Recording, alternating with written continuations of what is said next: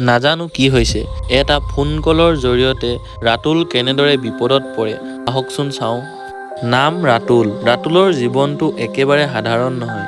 টকা নাই, কাম নাই, সপোনবোৰো ভাঙি গৈছে। কিন্তু হঠাৎ মই কোন সেইটো ডাঙৰ কথা নহয়। মই কি কৈছোঁ সেইটো মন দি শুনা। কাইলৈ তোমাৰ জীৱনলৈ এটা ডাঙৰ বিপদ আহিব। অলপ সাৱধান হ'বা। হেল্ল' কোন?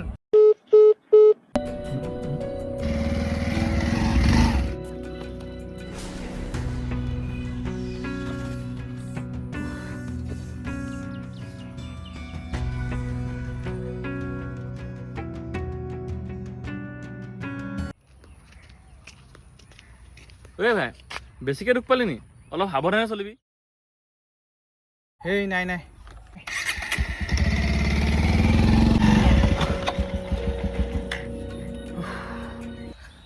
ফোনত কোৱা কথা চব দেখোন মিলি গৈছে দেখোন।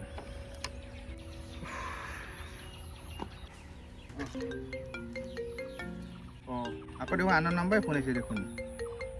মই কৈছিলোঁ নহয়, তুমি অলপ দিন সাৱধানে চলা।